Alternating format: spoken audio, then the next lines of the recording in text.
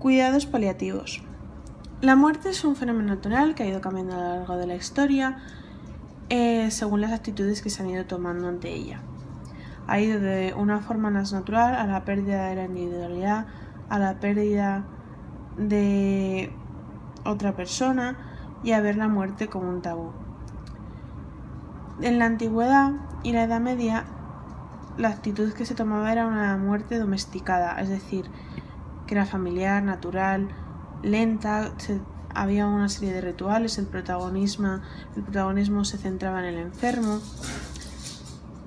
Del siglo XI al XII, la muerte propia aumentaba el sentido de la individualidad, la visión personal de la muerte, y la muerte adquiría un cierto dramatismo, ya que el enfermo tomaba conciencia de sí mismo.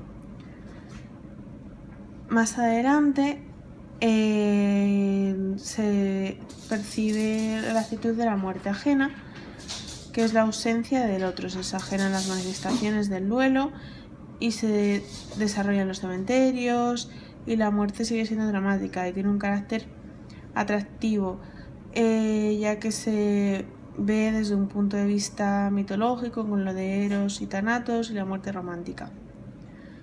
Y luego, en el siglo actual, la muerte está prohibida, es decir, la muerte es un tabú, las personas están muy medicadas, pierden el protagonismo de su propia muerte, mueren en soledad en un hospital y se suprime el duelo. Que intentamos ocultar la muerte. Además, luego existen diferentes actitudes personales, que es evidentemente el temor y la angustia, al desaparecer y al más allá. Y el mecanismo de defensa ante eso pues es el huir, el distanciarse, el no hablar del tema. Y como personal sanitario llegamos a hacer eso, porque además de la ansiedad que nos provoca la muerte, también vemos la muerte como un fracaso en nuestros cuidados. Entonces tendemos a distanciarnos del enfermo. La muerte en el hospital es lo que nos contraria un poco, porque estamos acostumbrados a que el hospital significa curar. Y la muerte va en contra de la función del hospital, pero en este caso tenemos que cambiar el chip y no distanciarnos de la persona ni ocultar la muerte, y tener una actitud distinta para dar un buen cuidado. A lo largo de la historia se han hecho centros de cuidados paliativos o hospicios. Y bueno, pues al principio no eran distintos de los hospitales, o sea, eran indiferenciados, pero en el siglo XIX ya empieza a haber hospicios más modernos. En el 20 comienza el movimiento del hospicio, que empieza con Cicely Saunders, y poco a poco, con más fuerza, se va extendiendo los cuidados paliativos. Las características de los hospicios pues es que dan una orientación, unos servicios, gestionan los últimos días de la persona y todo eso. Mientras que en el mundo pues este movimiento se va extendiendo, en España también. La primera unidad de paliativos en Madrid fue la del Gregorio Marañón. Poco a poco fueron surgiendo otros hospitales de apoyo y en 1992 se creó el SECPAL. Hoy en día todavía hay muchos retos pendientes, pero poco a poco se van consiguiendo. La filosofía de los cuidados paliativos. Pues que los cuidados paliativos responden a necesidad, y la prioridad en esto es dar unos cuidados orientados a mejorar la calidad de vida del paciente. Hay que controlar síntomas, aceptar la muerte, promocionar la dignidad y el protagonismo del paciente, cuidarle, ayudarle a morir. Entonces, aquí lo que queremos es cuidar, no curar. El paciente paliativo es aquel que en una enfermedad avanzada, progresiva y con un pronóstico limitado. Además presenta múltiples síntomas y muy intensos. Y la propia familia, además del paciente, también sufre un impacto emocional. Esto no quiere decir que el paciente paliativo sea un moribundo. Entonces, debemos darles una atención integral, proporcionando confort, para mejorar su calidad de vida. que es básicamente control de síntomas, de nuevo, apoyo emocional, dar información y comunicarse. Ejemplo de pacientes paliativos, pues el oncológico, el SIDA terminal o gente con procesos crónicos como demencia, ictus, el ELA, algún tipo de insuficiencia. Estos enfermos tienen las siguientes necesidades fisiológicas como el control de síntomas, de pertenencia, porque tienen que estar en manos seguras, de amor, necesitan expresar y recibir afecto, comprensión, necesita que alguien les explique el proceso, aceptación, tienen que aceptar su estado de ánimo y lo que tienen por delante, la autoestima para participar en toma de decisiones y espirituales para buscarle el significado a la vida.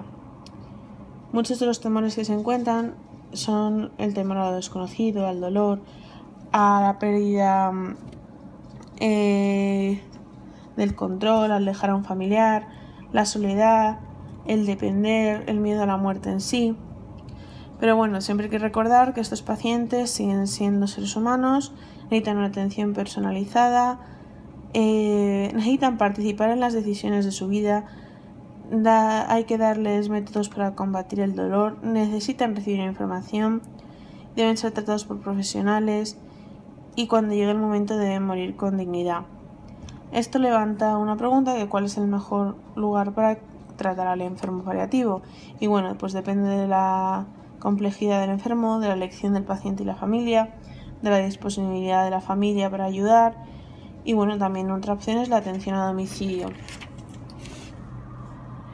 El papel de enfermería es detectar las necesidades paliativas, movilizar los recursos para satisfacer al paciente y gestionar cada caso de forma personalizada. Competencias del profesional. Pues debe ser sensible, tener capacidad de escucha, empatía y comprensión, serenidad y cercanía, respeto y tolerancia, compromiso ético, asertividad, flexibilidad, madurez personal, además de lo obvio, conocimientos y habilidades. Y bueno, pues dependiendo del papel de enfermería, en diferentes funciones, pues docente sería enseñar a la familia, al paciente y a los profesionales. Gestión sería valorar, planificar, aplicar, coordinar, manifestar y evaluar opciones para un determinado caso teniendo en cuenta los recursos, el coste, etc. Siempre garantizando una continuidad de cuidados. Hay que fomentar el registro y la transmisión de información. Hay que establecer sistemas de comunicación más rápidos y hay que asegurar la comunicación entre los profesionales. Y desde un punto de vista asistencial, pues planificar cuidados para el control de síntomas, acompañar al enfermo en las fases de afrontamiento, cooperar con el médico para dar explicaciones, dar soporte emocional, prevenir complicaciones, planificar cuidados pertinentes y preparar a los seres queridos para el duelo.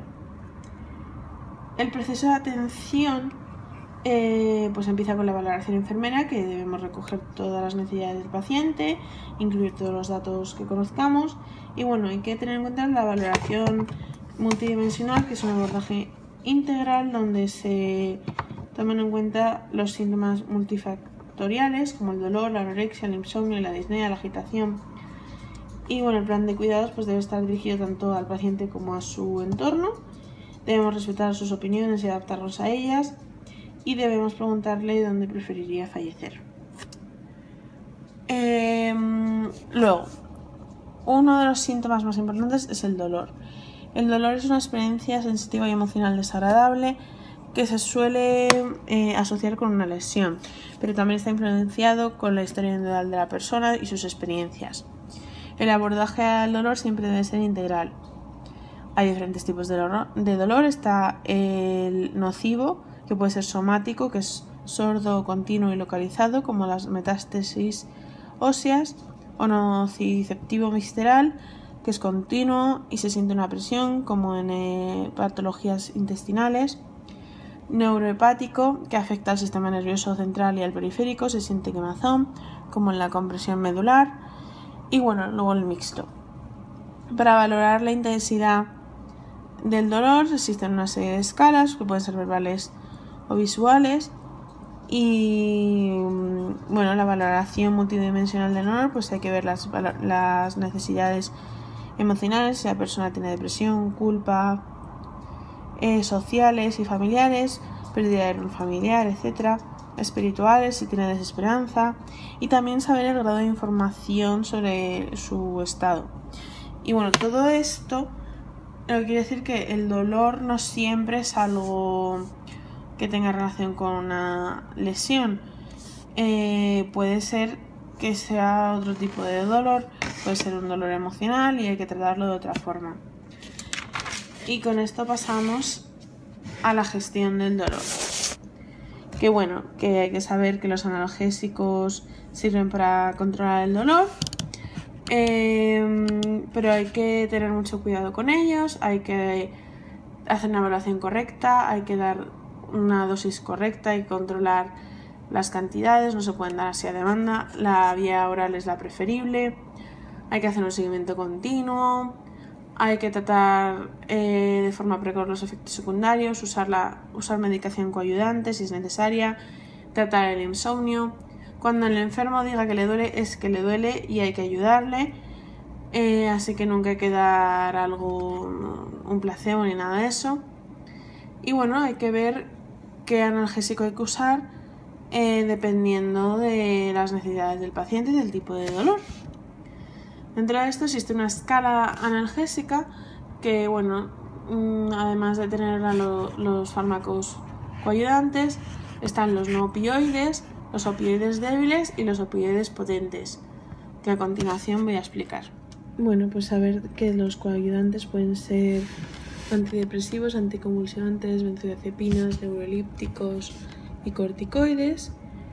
Y bueno, luego de los no opioides están los derivados de la AAS, el paracetamol, el metabizol y los AINES, de los opioides débiles la codeína y el tramadol, y de los opioides potentes la morfina, el fentanilo, la metadona, la buprenorfina, la oxicodona y la hidromorfona.